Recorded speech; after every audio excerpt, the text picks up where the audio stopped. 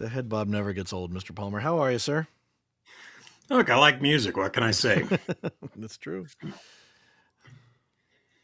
How you doing, John? Oh, I'm all right. It's another day. I'm above ground. I feel like that's a win, so I'll take it. Yeah, it snowed here last night and it was 22 degrees. I mean, it got cold here yesterday, but we're kind of done to snow. I think. I think. Oh, we are never done with snow until like middle of May. I always look to Mother's Day as when I know that Colorado's kind of done with the snow. So That's crazy to me.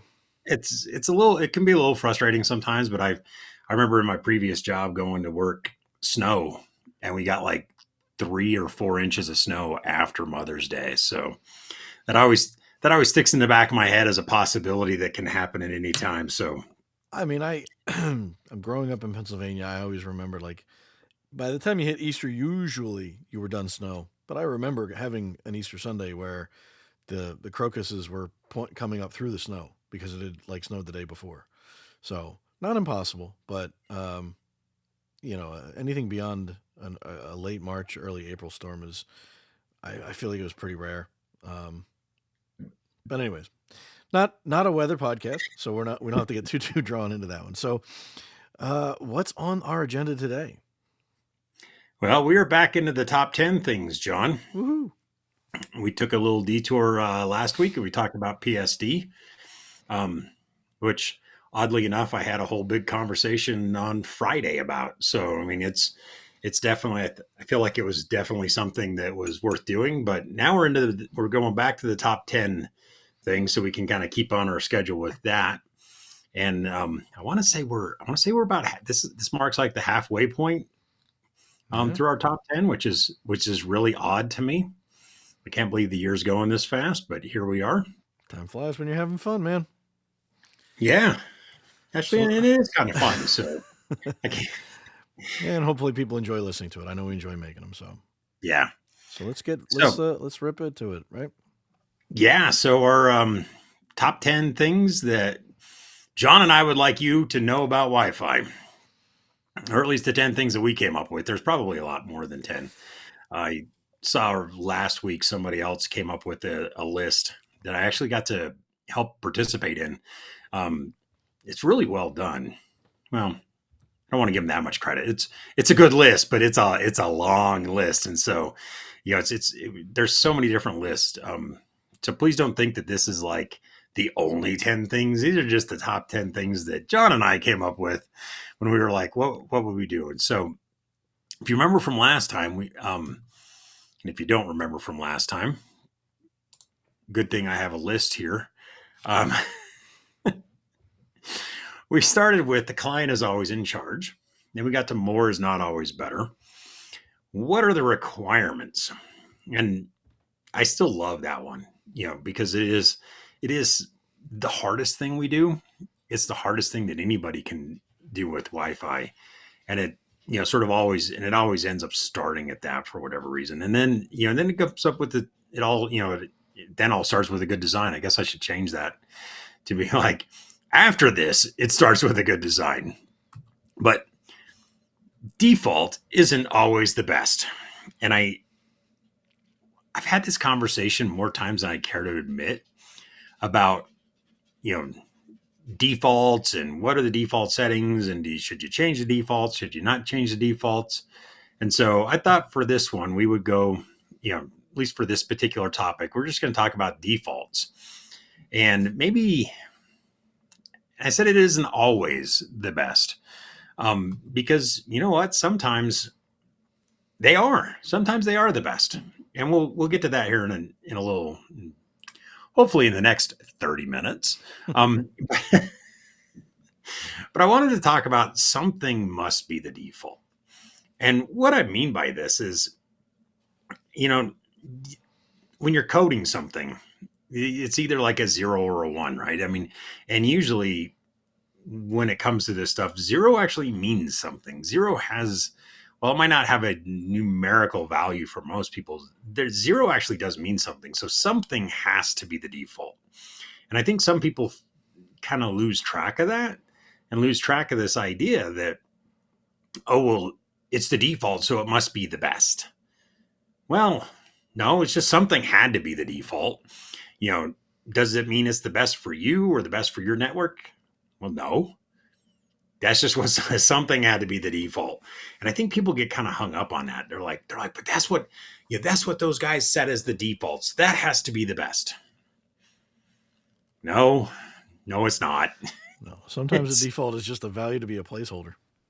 and that's my point. I think that's a really good way to put it, John. It's something has to be the default. Something has to be that placeholder. Something it's kind of like when you get into a brand new car and you turn it on and there's it's got the stereo, the radio in there, and it's set to something. Well, it's got to be Yeah. something's got to be the default. There had to be a value. Doesn't mean it's the right value. Doesn't mean it's the best Yeah, value. It's just a but value. it's literally a placeholder. It's a placeholder. That's all it is. And so I think too many times people just forget that these default and I think this is where it gets kind of interesting and where we really kind of come in. And this is where having the training and the background and the certifications and everything all kind of come in, is because while the default isn't always the best, sometimes the default is the best. Sometimes that default, that placeholder value really is what you should leave it as. And we'll get to that later. Or we've got But people that put out the default that is the best in a lab environment, but not when they deploy it at home. Looking at you, cable companies. well, I mean, we could get into the cable company defaults. And in fairness, it's not even the cable companies, right? You buy some gear anywhere off of a big box store or Amazon or whatever, and you plug in like consumer grade wireless gear. It defaults to what is best in their lab environment. Some brand X said 80 megahertz wide channels at full power is the best in our lab, which I question their lab methodologies at that point, but not the 80 wide, but the full power. And it might be great in a lab, but you put it in an apartment building and it's horrible. It's just, but again, it goes into the training and we're going to get into that. So, yeah. And we might have to park the cable one to the side because Yeah, I we're not going feel to go like, back there. well, but I mean, and I'll defend the cable. I'll defend all the ISPs and all the consumer It's a stuff all day marketing long. thing. They want to be able to deliver the best It's experience, and that's the best experience in a perfect situation. well, we're parking this one because I think it's something different, and we can get it. We can debate this. You know what? So We might as well make this another and we've make got a this an 10 plus one episode. now. We might have to. Well, let's make this an episode. We'll actually get into that because I have some feelings behind that, and Mm, so let's park that. Let's park that argument. we'll get Just into keep in Jim's. mind. Yeah, we'll get into Jim's feelings another day. Oh, but Anyways, and this is where we sort of then migrate from something. You have that placeholder, that default, something that's there, and then the question becomes, well, should I change it?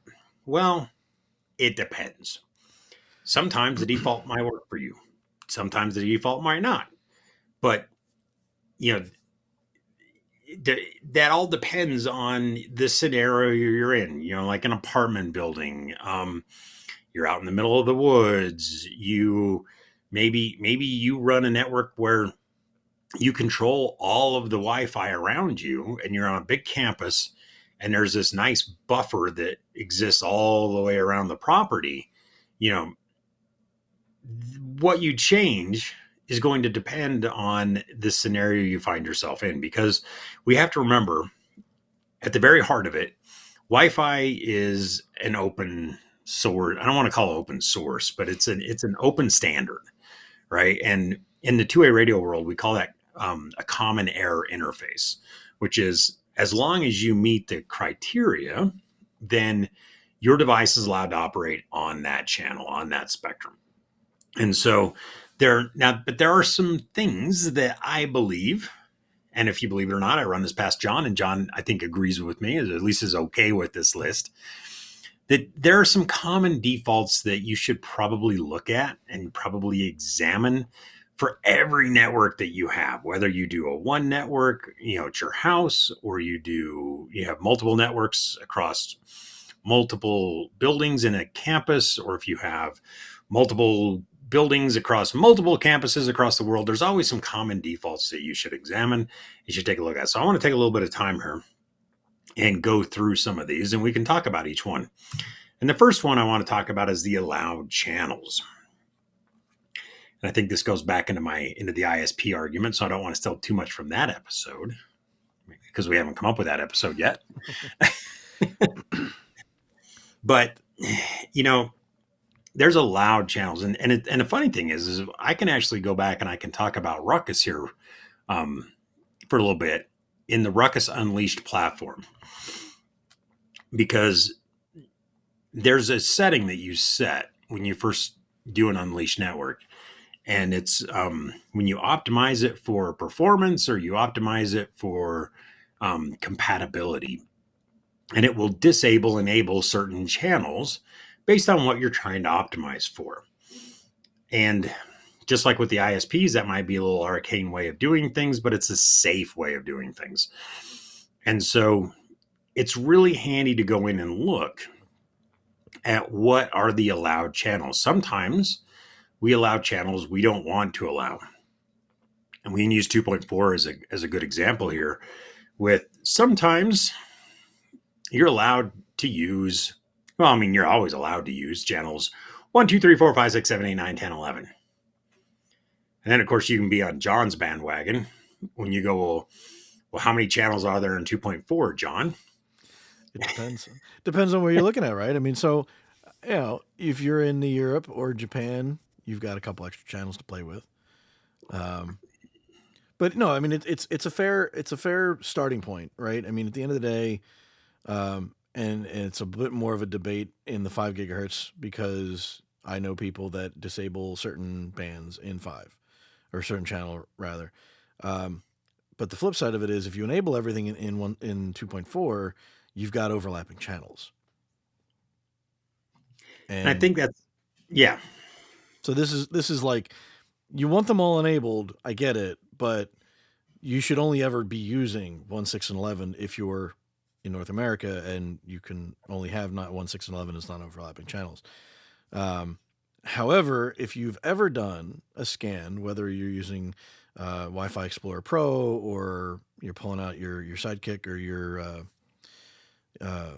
whatever the other doohickeys are called, you'll see in a home, you walk through a residential neighborhood, and sometimes you'll walk through an enterprise, a corporate park or whatever, and you'll find 2.4 devices on 2, 3, 4, 9, 8, whatever, because according to their device algorithm, which is poorly written or whatever, it's an available channel. There's no problems using it when it's 1, 6, or 11, and everything else is causing a bad day for a lot of people. So that's why it's important to understand the whole. I mean, this is why we understand our basics, right? So this is why we take our CWNA. Well, I mean, it's easy enough when you think about it from a coding perspective, right? Because we all know that in 20 megahertz or in 802.11, God, what am I going with it? No, in 2.4, I'm thinking BG, because that's what it comes up. It's like, it'll be like, oh, the BG radio. It's the 2.4 radio. We know that the default channel width is 20, or the standard channel width is 20. In 802.11n, you could go to 40. But while we know and understand that the channel bandwidth is either 20 megahertz wide or 40 megahertz wide, from an actual radio perspective, when you look at the center frequency, right? And you go, hey, let's say that center frequency is just 25 kilohertz wide. Yeah. So if you're on channel 1 and you have your neighbor SSI or neighbor APs on channel 2, that's actually a clean channel when you are only looking at a very center if you look at just the center frequency. Then when you only run very, very, very narrow channels like you would in a lot of other radio protocols, yes, channel 2 is available. Channel 3 is available. Channel 4 is available. But when you look at it from the perspective of a 20 megahertz wide channel, and you realize, hey, 2, 3, and 4 don't make any sense at that point. then you know that it's a bad idea. But the problem is the coders, the people that are writing the code, their algorithm says, hey, check for somebody else on my channel. And because of the way the channel numbering works, 1, 2, 3, 4, 5, 6, then you're allowed to make sort of those bad decisions because it's like, well, channel 3 is not my channel 1. So I'm not overlapping, but in fact, you really are. And so that's where you get some of these allowed channels. So while you're allowed to do it, I always tell people it's like, you don't want to be that one person where people like John and I show up with our tools and we go, who's running on channel 2, 3, 4, 5, 7, Well, 8, 9, 10? it's the line from Jurassic Park, and ultimately you and I remember I had this talk put together for WLPC 2024 and it never flew, but it's just because we can doesn't mean we should, right? I had this conversation at my deep dive where the device we were using, the AP that we got to give the class, by default, the channel plan was 40 megahertz wide and 2.4. You can do it. Doesn't mean you should do it. And I kind of go back to, and I'm making a blanket statement, which is dangerous, but I know there are people that build these algorithms and understand the code, and some of them know Wi Fi. But there are very few good software engineers writing this that are That do. CWNEs that actually understand and operate Wi Fi on a daily basis. And honestly, and we've had these conversations with people in the past, and we've seen the argument. If you look at like some of the social media, LinkedIn is a great place for people to pontificate, and then I love watching others from the community kind of shoot them down. There are people that think they know, and then there are people that actually understand how it's applied. And it's clear if you make a mistake and then you're writing the code based on that mistake, it's making the wrong decision. So just because it comes out of the box that way, I mean, to your point, it can work that way. You can run 40 megahertz wide and 2.4, but everybody's going to hate you for it, and it's going to be really bad. And then again, we're spending a ton of time on 2.4 because why would you want to spend time on 2.4 when 6 gigahertz is now a thing? But it's whether it's default channel width, power, it's set Well, that way for a reason. you It might might as well steal work. the whole list at this point, John. Well, but it's one of those things where again, just because you can doesn't mean you should. Well, but it's all about building the best networks that you can and operating the best networks that you can. And you talk about with 6 gigahertz, and I'll go back to there real quick before we move on to minimum basic rates. You're talking about 6 gigahertz, and I would argue that with 6 gigahertz, it actually makes 2.4 gigahertz a little more relevant these days because now we're moving a lot of the load off of 5 onto 6, which means that you can now move stuff people that used to you almost relegate to 2.4, move them up to 5, which now makes 2.4 actually something usable, especially for the IoT or for very low bandwidth requirement type of stuff. But it still doesn't mean you can just abuse the spectrum. And so doing stuff like setting channels that make sense or changing the minimum basic rates. This used to be the one thing that I would never change. And now it's like the only thing I really do change. And I was having this conversation a few weeks ago with somebody and it's like, oh, well, the minimum basic rate, and this especially when we pick on 2.4 on this one again, the minimum basic rate in 2.4 is 1 megabit per second, which ends up going out at DSSS modulation, which is really, really slow, and it slows it down so much. And so if you change these minimum basic rates to be, and a lot of times people are like, man, I don't want to raise it up too high. And I sit there and I go, well, the three that I recommend these days is 6, 12, and 24. And it's not because that's what Ruckus allows you to do or that's what Ruckus does. That's what I was doing. I mean, that's what you do. You pick before. 6 is because it's not an 11B rate. So it automatically has gone out OFDM, which is much faster. So you spend less time on the air. And then 12, again, not a DSSS rate. It's also above the 11B. 11B tops out at 11, which is nice because it's an easy way to remember it. And then 24 is twice that. And the reason why 12 and 24 is because most of the devices, almost every single device will support those. Some of the other the rates that you have are not supported by all the devices. And that goes back to some of the channel stuff we were referring to earlier. And so, but if you're looking at minimum basic rates of if we discard 11B, you're looking at 6, 12, and 24. And I always tell people, it's like, do you want a device on your network connected to an AP that's only doing 6 megabits per second? It's like, do you really know like where on the MCS chart that lives? Is like, why would you ever allow that? Is like at least go to 12. I mean, because at least at that point you're like, hey, you got to have an MCS of 1. There is an MCS of 0, but it's like if you're going to have an MCS of 1 is the minimum. I mean, really?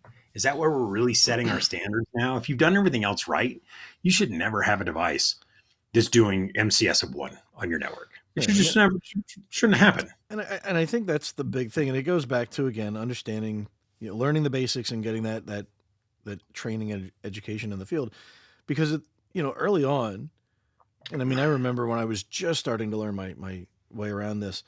You talk about something like this, and it gets a little bit scary because you're like, well, what if something can't connect? And now you're like, but that's kind of the point. Like, I don't want the Right. weak clients connecting. I don't want the legacy stuff on my network anymore. And then ultimately, when you're in a newer network, you almost kind of want to.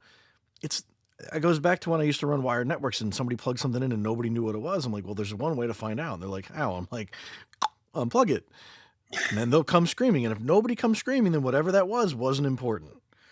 Or Um, wasn't allowed in the first place. well, exactly. So it's one of those things where I'm not encouraging anybody to do anything to break anything in production, but the these settings are there to be tuned. And this is what, you go to get a CWNA, you get an RCWA, you get a training like that.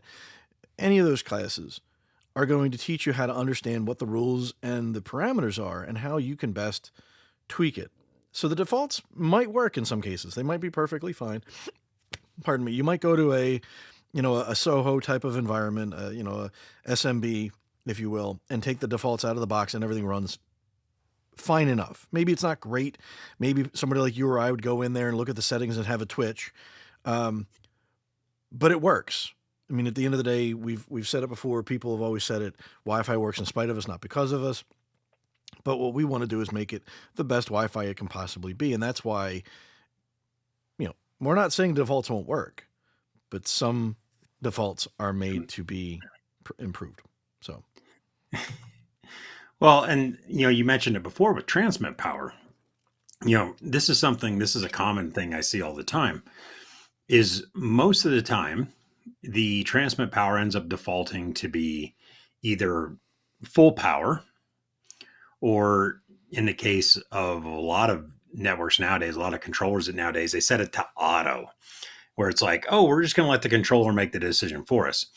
And where I have problems with this one actually has nothing to do with what the default's set at or letting the controller run it. Nah, none of that. I'm transmit power is one of the least likely things I get hung up on, with the exception of when you talk about a network that is you've done a predictive design on.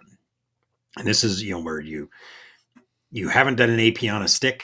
You've measured walls using a couple different methods, or you've taken a guess at the walls. You put your APs on the map in your little planning tool, and you go, this is what I think it's going to look like. And the reason why I bring this up is because if you go look, and how many people, raise of hands, go into their planning tools, yes, me too, and look at what is the default transmit power for those APs. If you remember when we were talking about it a few episodes ago, when I went in and I showed it off, and it's like, the default transmit power for like an R770 was 10 dBm. Understanding what transmit power is defaulted to in your planning tool versus what you end up deploying, you're going to get wildly different results between what you think is going to happen and how many APs you put on your map, and then deploy and cable and deploy. You're going to end up with a wildly different network if you plan for 10 dBm and then you happen to run the whole thing at full transmit power, because then you just end up with co-channel contention, co-channel interference. You potentially, if you're running full power, can actually end up with adjacent channel interference at 5 gigahertz, which technically shouldn't happen. But if you're running such high power and you have a whole lot of APs because you planned for 10 and you're running 22, 23 dBm, then yeah. So take a look at your transmit power. Know if you plan for being 10, and you're running at 22, that's 12 dB of difference. And if you know your rules of threes and tens, you've doubled and then doubled and then doubled and then doubled. That's a lot of doubling in your transmit power. So you're going to end up with sticky clients. You're going to end up with all kinds of other problems simply because you didn't look at the transmit power. And then channel widths. This all sort of ties in together when you take, and this goes back to some of the stuff we were talking about with, you know, it all starts with a good design, because if you do the design right and you do all the stuff right and you look at it right, when you put this stuff into production, a lot of your problems can be fixed because you have a solid RF design. And that's when I mean, if you think about it, with the exception of the minimum basic rates, allowed channels, transmit power, and channel widths are all an RF thing.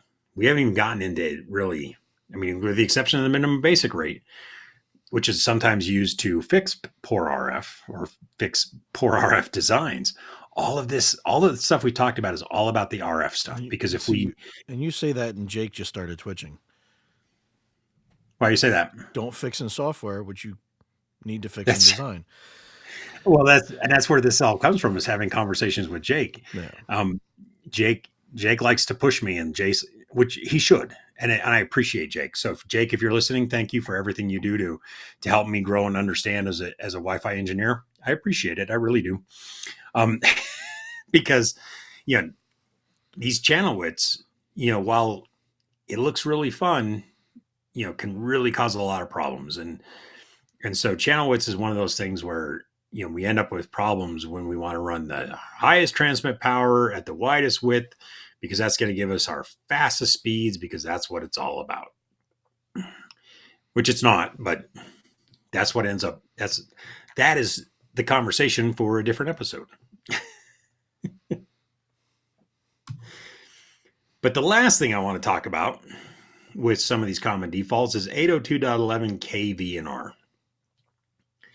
And this is the one 802.11 thing that I really want to talk about here. And the reason why is, in the past, it was common knowledge that you only enabled these like if you were really certain. And so really the defaults was don't enable it. But much like we were talking about with minimum basic rates and keeping older devices off your network, you and I have been doing Wi-Fi for a while now. And so I think sometimes we think about what it was like when we started. I remember when I started in Wi-Fi, it was in 2012. So it's been 12 years. And in technology, 12 years is a lifetime.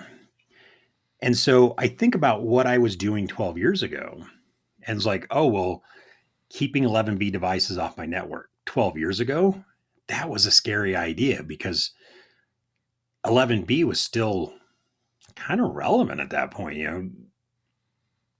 But 12 years down the road, in 2024, our devices have all come a long way. And you mentioned, I think before we hit record, we were talking about with 6 gigahertz having 59 channels and 24 channels or 25 channels, and anywhere from 11 to 13 channels in 2.4. Our devices are now being asked to scan a whole ton of channels, and 11 KVNR help not only with roaming, but just understanding, letting devices know and get as much information as they can about the networks they're associated to, so that they have the best possible knowledge base in which to operate from. Because if we remember from episode number 1 in this series, the client is always in charge. No, it's true. I mean, at the end of the day, and I'm probably going to steal a little bit of your thunder because I know we ran through this before, but and this goes through everything. At the end of the day, power, channel width, KVR, any of it, I'm a big proponent of, and I know you are too. So I'm probably stealing your thunder, but use what you can use until you know you can't use it. Well, but that mindset right there is the whole thing around channel widths. And we both, I think, got this from Keith Parsons, who said, go as wide as you can until you can't. Until you've proven you can't use 80 megahertz wide channels, use 80 megahertz, plan for it until all of a sudden until you go, you know what? No, I can't. I can't use 80 because then I end up with the co-channels. I have two APs operating on the same channel that can hear each other above a neg 85. So now I can't. Yeah, I mean, So, thinking about 6 gigahertz, like there aren't many people that have a Wi-Fi 7 AP that's running their house and have a Wi-Fi 7 client that can take advantage of it. But so for right now, if you looked at a spectrum scan, I could be that guy, that obnoxious person running 320 megahertz wide channels, and I wouldn't care because nobody else is there. But and in a there's, year or two, I won't be able to get away with that. Probably. well, see, and that maybe not 320, but I'll tell you, like 160, you'll probably be able to get away with it because, and until we know more about AFC and what AFC is going to do in residential environments or anything like that, we're probably looking at LPI in a lot of scenarios for at least another year to 2 years. And so it's all about knowledge. It's all about knowing and understanding how these things are working, what these things are doing, and then paying attention to it. I remember when my neighbor across the street, Walt, when he first got his 6 gigahertz, it was a Wi-Fi 6E access point from the ISP, and he was so proud of it. But it was interesting because his was the only one I could see of my entire neighborhood, where I could see like 40 different 5 gigahertz networks because they were running to LPI, which so low power indoor, so it was much lower transmit power from the AP itself. It was, and I could only see his like below a neg 85, which meant, I could probably run my 6 gigahertz over here at LPI and we wouldn't interfere with each other because we were below that clear channel assessment value and what we were seeing each other's, APs at.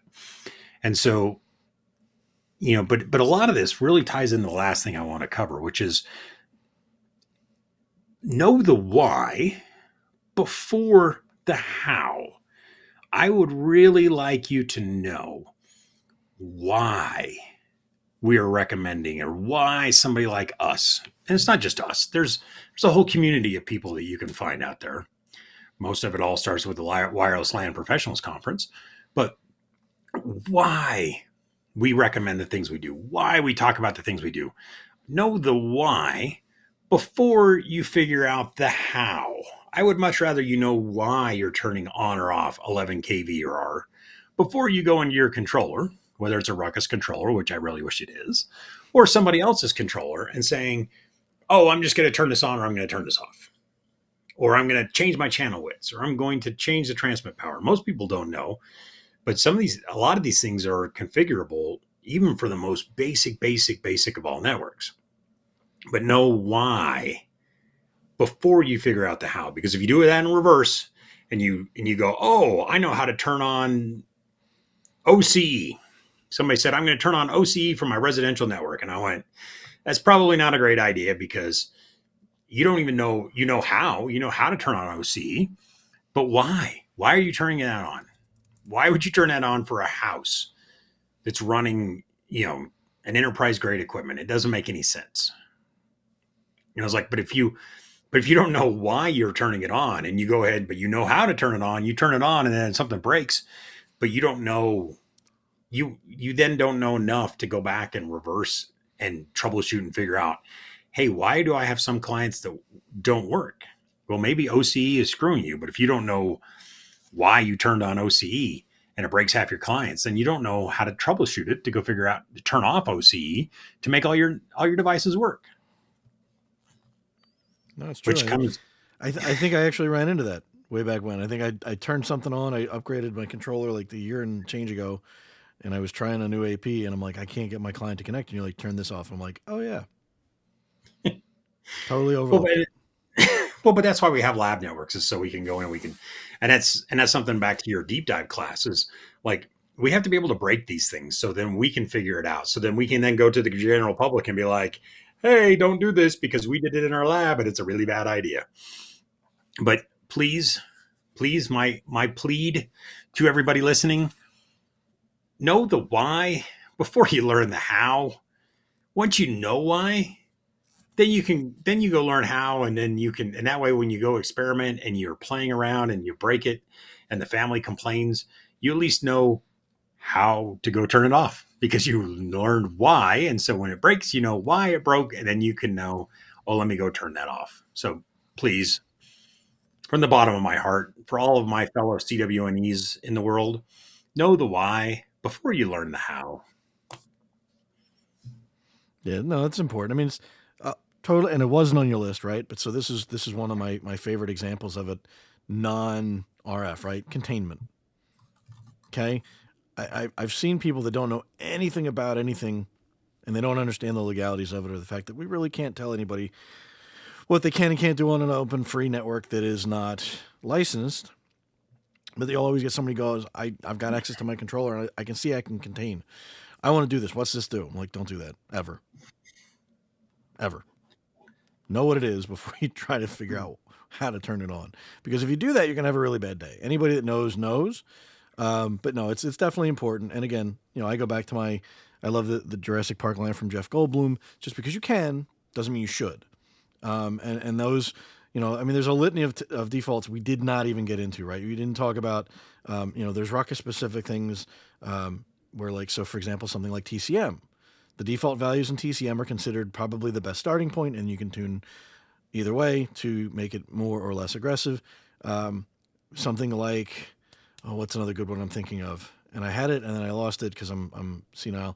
But I mean, there's a lot of different default values that we didn't even cover in this particular conversation. That um, it's there's a lot out there, but it's always important to understand what you're trying to do with that before you understand how to do it with that. And maybe you shouldn't do what you're trying to do with what you're trying to do it with because you don't understand it or you misunderstood it. So yeah, but the defaults aren't all bad. I mean, they're it's again as right there at the top of the screen, patent pending for Sam. But it depends, right? It always does. At the end of the day, and people get mad at us for saying, "Oh, that's such a like a snarky thing to say." It's not though. It's I not a mean, cop out. It's not a mm-mm. snarky thing. It's I mean, literally, we've probably all said it in a sardonic way at some point or another, but it's not meant to be anything other than it truly depends on what the plan of attack is. What are you trying to do? What is the problem you're trying to solve? And and we've all had it, right? People come and say, "I need to do this." No, no, no, no. What are you trying to solve? Don't tell me what to turn on. Tell me what you're dealing with, and I'll tell you if that's the right path forward or not. and in all fairness, in all honesty, I should probably take these to the it depends and the final bullet point of know the why before the how. They should probably almost be one single bullet point of it depends, but I need you to know the why before the how, because it's a single thing. It's a single whole thought process and phrase of when we say it depends, it's because I need to know why. Why are you, what are you trying to do? What are you trying to attempt? You know, because people always ask, well, should I turn this on? And you could literally say it depends because I need to know why you want to turn that on before we talk about how you turn that on. And so those two things really tie together. They go hand in hand. They go arm in arm. It's anytime somebody says it depends, it's because we want to know more about the why before we ever get into the how. And so that is why that's the one thing that I really wish, from this episode, I please take that away from this episode is understand and know the why before we get into the how, because that is going to make you not only think about it, but it's going to make for a much better conversation when you start talking to people like John and I, and you say, how do I do this? Because we're going to ask you, why are you wanting to do it? Yep. So hopefully you stick around for the next episode in our series, which is number 6. I'm pretty sure everybody at this point knows where I'm going with trust. So I got no clue, and I'm his co-host, so Guess you're going to have to tune in for that one and find out. Well, you got 2 weeks to think about it, John. I bet you can figure it out between now and then. I'm sure I probably won't. But anyways, I'm glad you have some faith in me. On that note, I don't have anything else, Mr. Palmer. I think it's a good time for us to wrap up. Yep. I will see everybody on the next episode. Awesome. Take care, everybody. Hey there. Thanks for listening. If you liked our show and haven't yet done so, please like and subscribe. If you want to contact the show directly, you can email us at ruckcast@comscope.com. Jim and I both read those emails. To learn more about any Ruckus products or services that we've talked about on this or any other prior podcast, please check out our About section of the show or the show notes. And as always, thank you for listening.